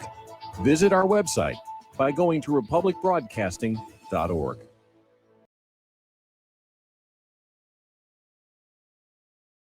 Extend your life with Extendovite, a 7-herb combination made from garlic, cayenne, bilberry, hawthorn, ginkgo biloba, valerian, and milk thistle. Each herb was chosen for their abilities to help improve irregular heartbeats, chest pain, lower cholesterol, as well as normalize blood pressure and clean and strengthen arteries, plus much, much more. Doctors have taken people off of some or all of their pills just because they believe their patients got better while taking Extendovite. Get the dependability of Extendovite. Just see how you feel in 6 months. A 2-month supply of either capsules or liquid is only $69.95 plus shipping and handling. Call 1-877-928-8822. That's 1-877-928-8822 or visit heartdrop.com. Extend your life with Extendovite. It's happening, ladies and gentlemen. We here at RBN are working with Front Sight Firearms Training Institute to bring our audience the best in combat, tactical, and defensive firearms training. Whether you're a private citizen who is new to firearms or you have a concealed weapon permit and want a level of training that surpasses what you've received from your local gun range, Front Sight provides priceless education and skills taught by seasoned law enforcement, military, and private citizen instructors to levels that far exceed law enforcement and military standard. With nearly 1 million responsible citizens trained from every town, city, and state from across the United States, Front Sight has bolstered the Patriot movement to a whole new level. Contact Dan Sutterfield by phone at 573-762-2356 or 573-465-2356 or shoot him an email at domedan, DOMEDAN @hotmail.com. This is a limited time opportunity. Don't miss it. Homeowners, if your lender has gone out of business or sold your transaction to another lender or servicer, you may be the victim of a wrongful foreclosure, resulting in the loss of your home. If you've already lost your home, are in foreclosure, or even in good standing, you can challenge the mortgage transaction's illegal issue, and your property can be restored to you, and your foreclosure can be stopped or reversed, and the mortgage transaction declared unenforceable. State laws, U.S. title codes, the Uniform Commercial Codes, and U.S. Supreme Court rulings have upheld that defective mortgage documentations can reverse or stop foreclosures and enforce property title claims in favor of the homeowner. We are having successes in stopping the process of foreclosure, the enforcement of the foreclosure judgments, the sale of property, and evictions after the sale. We are not attorneys, and we don't give legal advice. We are a professional team of legal researchers, providing forensic mortgage audits and expert witnesses. We have the knowledge to produce the evidence and enforce laws regarding your legal issues. We've been in business for 12 years without a complaint. Consultations are free, and we provide a free title search to confirm if your mortgage has legal defects. Please call 855-253-3748. 855, keep it today. Some are maxed out all their credit cards. Some are working 2 jobs and living in cars. Minimum wage won't pay for a roof, won't pay for a drink. If you gotta have proof, just try it yourself, Mr. CEO. See how far $5.15 an hour will go. Take a part-time job at one of your stores. I bet you can't make it here anymore. Welcome back to our show here, and we're talking with Tom in Florida about the world's the United States' most intelligent gentleman, IQ of 210, living in Montana. And Tom, take it away. Yeah, Michael, this guy Langdon, I was reading about him a little bit, and it's very fascinating that this guy, he's a rancher, Michael, and he never really made it big, financially. And he was a bouncer for years. He was a bouncer, I guess, in a bar. They said he was a bouncer. And what's fascinating, this guy claimed that his life got railroaded financially. I believe, I have to make sure I'm reading this right, is because of affirmative action. Affirmative action played a big part in him feeling like he's, like he never could move up the ladder because of affirmative action. And here, this guy turns out to be the smartest man in the United States. So I got to make sure I'm reading this properly about this guy saying that affirmative action really cost him financially. I guess he married a woman who's like a doctor, and she's doing quite well. And he's a farm rancher, they said, and he was a bouncer for years. So it's really intriguing. So, he never made it big. Then you had Bezos here in Florida who made it big, but his real name is Jurgensen, Michael. Yes. His real name is not Bezos. That was his adopted father. I believe he was adopted out at 11 years old, somewhere around there. And the real father is named Jurgensen. So Bezos' real daddy's name is Jurgensen. I thought that was interesting. Matter of fact, I could tell you stories about Bezos, but you wouldn't believe what I told you anyway, Michael. So I'll leave it alone for right now. But I actually met the guy a few times. So it's very fascinating. I met him when he was a young man. And he used to sell books out of a truck. You're familiar with that story? Yes, I'm familiar with that story. Yes. Jeff Bezos, Jeff Jurgensen, went to the high school where a couple of my family members went to high school at here in South Florida. So I know quite much about him, Mr. Bezos, Jurgensen. However, he didn't make it big, so Amazon's off the chain. When people had the opportunity, I didn't realize, I didn't believe in myself whatever. It's kind of like a sad situation when it comes to that. But, getting back to intelligence and all that, Michael, like I've told you show about the presidents, John Quincy Adams and the father, they're very intelligent. Believe it or not, Trump has a pretty high IQ. I believe his IQ is 149. If I wasn't mistaken. So he has a I pretty good don't IQ. actually know, but it sounds about right. Yes, he's got a very high intelligence IQ. So, and once you get to 150, I mean, you're right there as far as So I thought that was very intriguing. And depending upon how you feel one day to the next, your final score on an IQ test can really vary all over the place. I used to belong to Mensa, and I was studying, how IQ was measured, and a far more accurate measure is the percentile, where they place you within, a population of people with high IQs and say, well, you fit in right here. It's kind of like, the boards on Top Gear where you put your racing time in between two other people. Yes. Well, I got to tell you, John Sununu has a very high IQ. I didn't realize that, but he's very intelligent. Yes. And he's over 180. And James Wood, the actor, like I told you yesterday, his average IQ is 182. James Wood. Yes. So he is very intelligent, and Sununu, and a lot of these guys are really, it's incredible their intelligence. But I think IQ also can be measured in language that you learn, like Melania, Trump's wife. She speaks 5 languages fluently. So you got to look at that measurement. When you look at a person's IQ, I don't know if they measure by language, but Melania is very, very intelligent herself. So there are no dum-dums. But one more thing, and speaking of dum-dums, Michael, and I know you got other callers, I'll make it real quick. Joe Biden, if this guy gets elected, Michael, I think this country's totally lost. It's gonna be anarchy. It'll be total anarchy. And if he picks that Abrams or that Kamala Harris, either one of those two chameleon freak shows, this country's lost forever. And unfortunately, you got a lot of these minority groups like Michael. You've been saying it for at least a year. These illegals are coming here for one reason and one reason only: to vote. They want these votes. Nancy Pelosi knows what she's doing. She's got Tourette's and all that, but she's worth multiple millions of dollars. San Francisco's got homelessness running all rampant over that whole city and the whole state, for that matter. 8 million illegals. Nobody's talking about Michael, where are all these people getting shelter? Where are all these illegals living in? And then you got Americans, hundreds of thousands of them, living on the street. Nobody wants to bring that out on the massive media.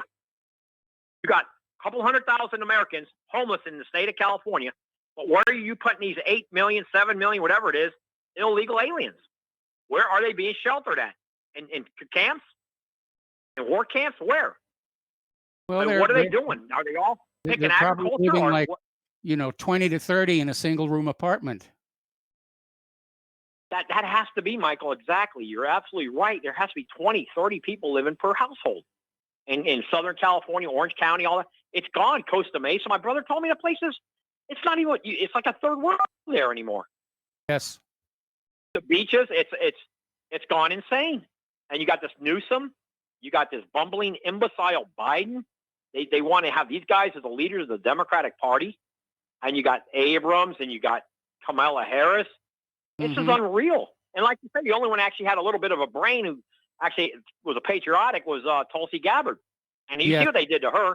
Yep. And you don't hear nothing about her case with Hillary. You haven't heard a peep about Tulsi suing Hillary for defamation. Yes. Have you? No, I haven't heard a single word about it, but we should. I might Yes. just try and call Tulsi's office in Hawaii and say, whatever happened to that? I wish you would, Michael, because it's got to be exposed. I mean, these Democrats, they're giving the illegal aliens checks, Michael. I have yet to get my stimulus, but they want to give illegals $1,200. I've been paying taxes for 45 years. I haven't got a damn dime out of the government. I had two brothers who went to Vietnam. One of them passed away in the VA hospital. I mean, it's unbelievable. And like I was telling you yesterday, Michael, about the frontiersmen who made America. I'm not going to apologize for any of those men who had to make this the greatest country on earth. And the people who call in don't like it. Well, that's just the fact of the matter. These men had a destiny, and they proved that was their way. I mean, Ulysses S. Grant. They're having a documentary up on him soon. I didn't realize this, Michael, but Tecumseh Sherman and Grant. You know what they said when Jackson died? Stonewall Jackson. Do you know what they were famous for saying? Tell us, Michael. Yes, tell us. They said the tide of the war has changed because Stonewall's dead. That came out of both Grant and Tecumseh Sherman's mouth. That the tide of the war had just changed because Stonewall Jackson was shot by his own man. Believe that. Yes. In the fall. Yeah. And none of them, Sherman or Ulysses S. Grant, did not want to come up against Jackson on the battlefield. They did not. Nope. But that was intervention. That was divine intervention, I suppose, because at one time during that Civil War, Jackson and the South were very close to taking Washington, Michael. Very close. People don't realize how close it was.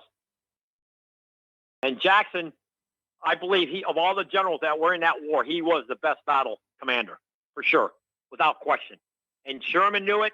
As a matter of fact, they had a documentary on Tecumseh Sherman back on the History Channel like 3 years ago, Michael. Did you see how he died penniless?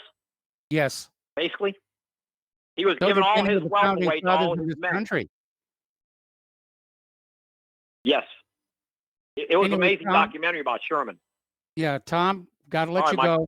Yeah, we're running out of time. We've got callers waiting. We're going to switch over to Dustin in New Jersey. Hello, Dustin. Welcome to the show. What's on your mind? Gettysburg and Gods and Generals. You probably saw those movies, but I thought those were great flicks. But hey, Mike, everybody. Well, I want to real quick with Peter. Yeah, AI intelligence. I don't know if you ever saw those Chinese drones that fly up in the sky at night and make people's faces and pictures and I've stuff. seen those.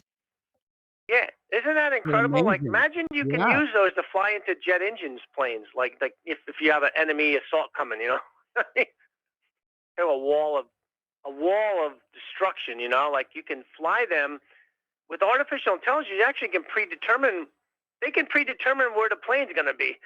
That's scary, right? I mean, Well, with that you whole can wall. already do that with like a Sidewinder or a Phoenix. I think you're going to have drones fighting drones, but you need to remember drones. I mean, if you're going to expand the definition of a drone to include artificially intelligent hypersonic missiles, then it's a different story. And they can probably over time communicate with each other, kind of like what that swarm technology the Russians were kind of like. If one gets hit, another takes over, right? And will fly to its target. So that's pretty. But on Tom, Tom, you were saying, oh, they shouldn't make any more than 75 million. But that's not capitalism, man. I go back to that's not capitalism. If you predetermine what somebody can make, that they make a lot of money, but you can't tell somebody, what amount is, sure, they make a lot of money that I don't think they should ever get, but you can't tell somebody how much they can make or not make. No, but what you can do is you can put, higher taxes on the ultra wealthy, and sort of balance the economy that way. Well, you know why, Mike? Because they have the loopholes and the lawyers where they can offshore their money and stuff, so that offsets that.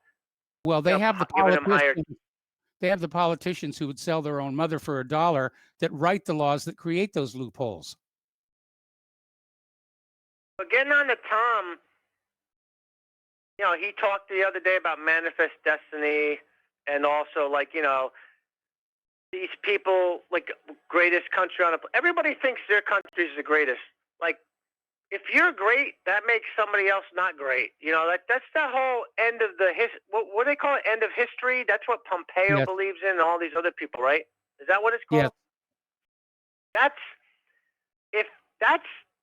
I think that is scary, because you just have a group of people, a small group, thinking they're better than everybody else, and you do what they say. Kind of like what's going on here around the world.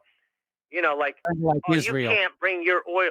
Yeah, you can't bring your oil to Venezuela. Why not? Like, isn't that capitalism? Like that's the essence of capitalism, of like delivering goods what another country needs. We're the only one in Britain and Australia, you know, and a couple like Brussels, Belgium, that block that kind of like that attitude. You know, like, we rule. You can't do it. It's the mob. You can't do unless we tell you can do. You understand that, people? Yeah. Just like some of you people don't want to wear masks. You know, you wear that mask. You know, I'm playing the opposite, because I think as a medical thing you should wear the mask. But I'm not going to force you to wear the mask, but just as the right thing to do to protect yourself and others, like maybe your mom or dad. But I'm not going to like enforce it like we do around the world. Am I making sense at all? Yeah, you are. I think going off onto the masks was kind of a detour you did not need to make here. But you're absolutely right. The whole point of empire is to be controlling commerce.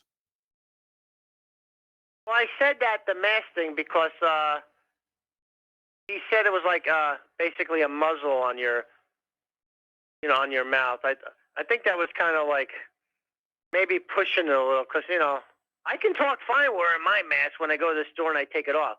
So it's not, to me, again, it's not a big deal. It's not like they're coming down to my house and taking my guns, or, throwing me to the ground, or doing this or that. I know there's a lot of people that are angry at the police, but remember this, at the end of the day, if your house gets broken into or your car you're going to be calling the police.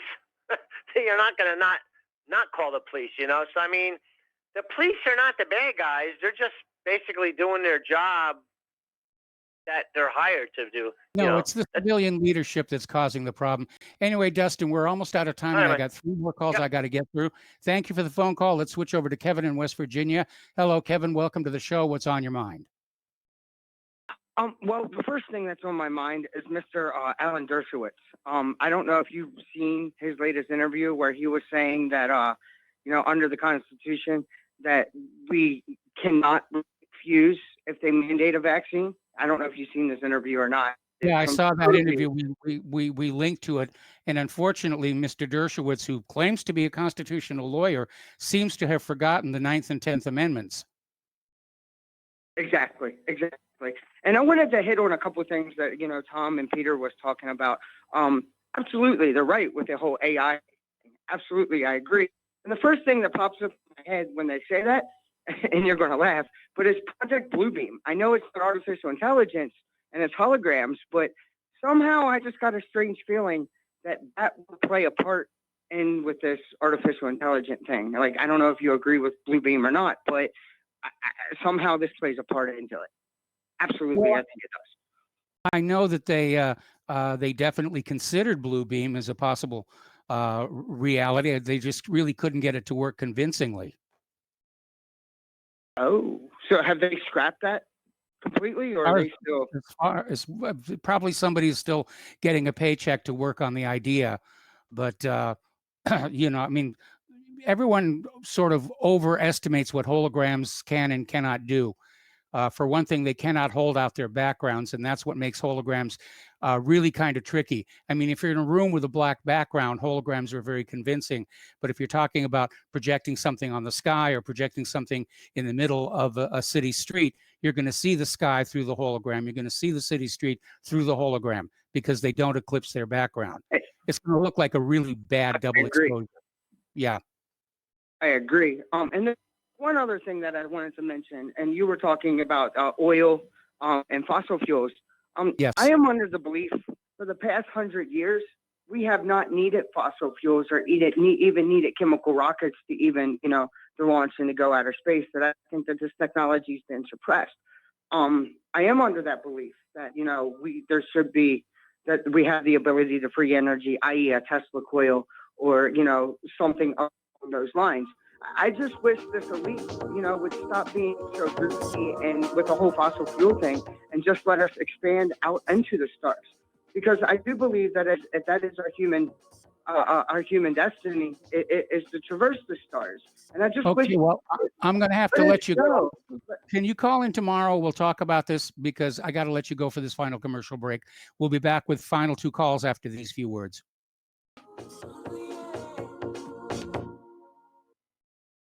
Did you know that you can be tracked and traced when you're online? With identity theft and cybercrimes on the rise, your passwords, your identity, and even your physical location can be revealed to complete strangers. Would you like to surf the internet anonymously and not have to worry about these threats? Well, now you can by visiting patriotinternet.com. For about $2 per month, patriotinternet.com will conceal your IP address and your physical location, allowing you to browse the web, send emails, and instant message anonymously. patriotinternet.com will bypass filters, block sites, and keyword blocking.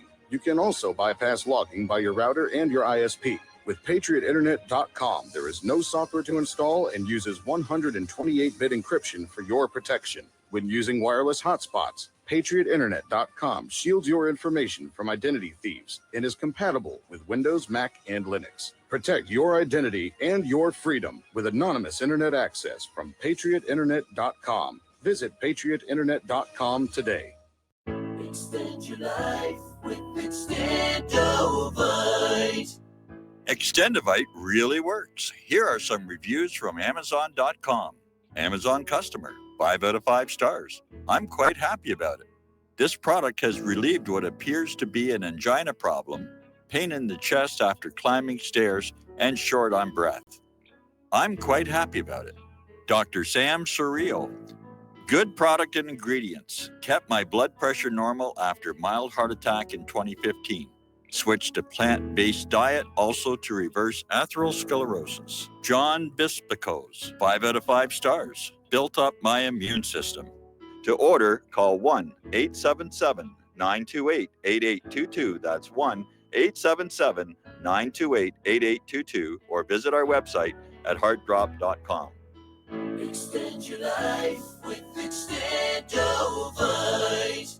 The Republic Broadcasting Network late night premiere show of Red Pill Hardcore is hosted by activists that want to hear from you, the listeners. So that you can get involved in the activism, please call in at 800-313-9443 at 10 p.m. to enter the discussion. To book yourself as a guest, call our studio at 202-657-5715 or contact RBN staff. Remember, keep it real and take the red pill. Is the Second Amendment your line in the sand? Is the United States Constitution important to you? Are you worried about gun confiscation? You need to join us for free at gunconfiscation.com. At gunconfiscation.com, you will meet like-minded patriots, get the latest Second Amendment news, and find anything you need to prepare for gun confiscation. Visit gunconfiscation.com today. That's gunconfiscation.com. Which side are you on? What this country is coming to, I sure would like to know. If they don't do something by and by, the rich will live and the poor will die. Doggone, the panic is on. Can't get no way, can't draw no pay. Unemployment getting worse. Welcome back to our show here. Last segment of our program today here. I've got 3 callers waiting on the line. I don't know that I'm going to get to all 3, but let's start with Mark in North Carolina. Hello, Mark. Welcome to the show. What's on your mind? Hey, Mike. What's on my... Yeah, I was going to talk about something else. But again, the guy from New Jersey just gets me going sometimes. I just want to say something, Gus. When get rid of that New York, New Jersey mentality, okay? A couple of years ago, I had an incident right here with somebody at 1 o'clock in the morning. They came by, I didn't know who they were or what.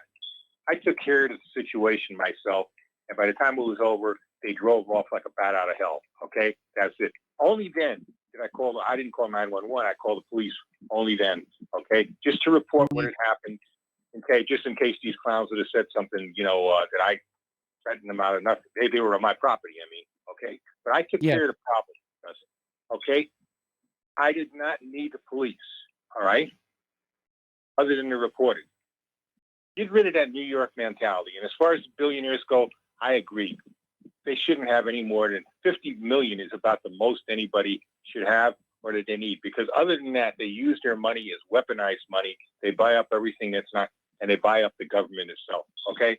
So that's all I got to say, Mike. Thanks. Appreciate the time. Well, you're absolutely right there. And it's buying up the government that's the problem. But again, the government is for sale. They don't even try and hide it. I mean, look at that whole Burisma deal, for example. All right, we're going to switch over here to James in Charlotte. Hello, James. Welcome to the show. What's on your mind? Hello, Mike. I happened to hear on the news earlier today that John Glenn's widow passed away. Anna Margaret, was known as Annie. Yes. At age 100. I'll give you 3 guesses what the official cause of death was. COVID-19. You got it. Yep. Now, somebody is going to have to do an analysis when the data comes in, when all the statistics come in on the mortality statistics, and determine, compared, with this year compared with past years, on how many people actually died of COVID-19 versus how many people actually died with it rather than from it. Yes. Now, that can be done. It will be a difficult task, but it can be done. And I think it absolutely has to be done. I would agree. I absolutely agree. We have seen, as the COVID-19 numbers go up, we've seen the numbers for other causes of death, like the ordinary flu, the seasonal flu, has suspiciously gone down by about the same amount. And not gone down, it virtually disappeared. Yes. And, CDC is saying, include presumptive cases of COVID-19 in the totals. They're trying to ramp the numbers up here because the reality has fallen far short of that worst case prediction that came from Neil Ferguson. Yeah. Well, that's like I say, somebody needs to do that and determine just how much of an artificial statistic this is. I think it's huge. Okay, well, I'm going to have to let you go now because we're at the end of the program. And good callers today. Absolutely. Please stay tuned for John Stedmiller. I'm sure he's got lots of interesting things to share with you. And please spread the word of RBN, spread the word of whatreallyhappened.com. Please donate. We need your help to keep doing what we're doing. And nobody's getting rich doing this. We'll be back tomorrow. Aloha, America.